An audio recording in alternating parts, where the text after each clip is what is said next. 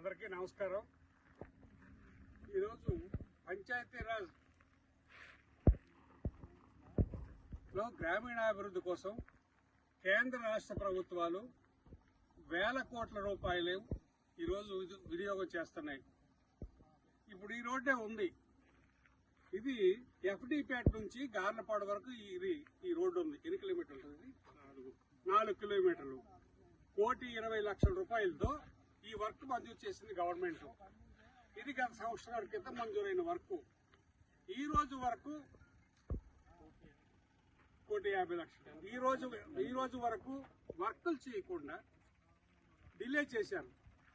సరే పోనీ డిలే చేశారు, ఏదో ఒక విధంగా వర్క్ జరుగుతుందంటే మీకు చిన్న ఎగ్జాంపుల్ చూపిస్తాను, ఒకసారి చూడండి.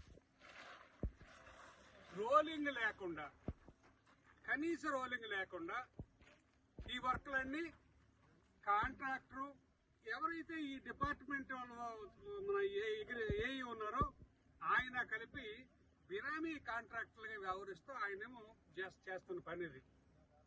ముఖ్యంగా కాంట్రాక్టర్ వ్యవస్థని మెయింటైన్ చేయవలసిన ఎవరు? AE, DE, EE.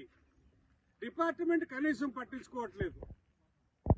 ఈ రోడ్డు మీద 4 కిలోమీటర్ల రోడ్డు ఇది 1,80,00,000 రూపాయలు మంజూరైతే ఈ రోడ్డు మీదకి ఇప్పటి వరకు డిపార్ట్మెంట్ ఎవరు వచ్చారో తెలియదు.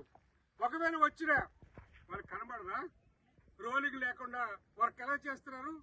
రోలర్ లేకుండా ఇది ఒకసారి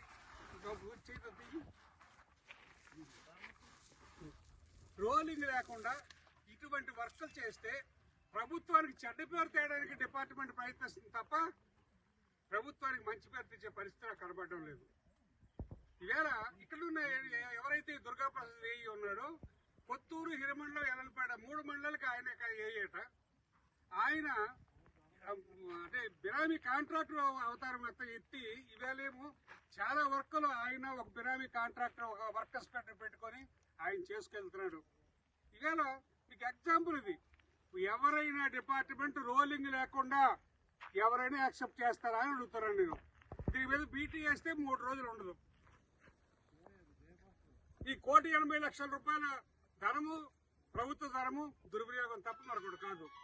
ఇదే కాదు, ఆయన పరిధిలో ఉన్నటువంటి కుత్తూరు, హిరమండలం, ఎల్లనపేట మండలాల్లో జరుగుతున్న ప్రతి ఒక్క పంచాయతీరాజ్ రోడ్డుని స్టేట్ విజిలెన్స్ వచ్చి ఎంక్వైరీ చేయాలని నేను మరి గౌరవ మంత్రి గారికి, మరి మన డిప్యూటీ సీఎం పవన్ కళ్యాణ్ గారికి, సీఎం గారికి నేను రిక్వెస్ట్ చేస్తున్నాను. వీటి మీద ఎంక్వైరీ పెట్టించండి. వీటి మీద ఎంక్వైరీ పెట్టించి వాటి నాణ్యత ఏదైతే ఇప్పుడు ఈ 3 మండలాలు పంచాయతీరాజ్ రోడ్లు ఉన్నాయో వాటి నాణ్యతను పరిశీలించి తగిన అధికారుల మీద తగిన చర్య తీసుకోవాలని నేను డిమాండ్ చేస్తున్నాను.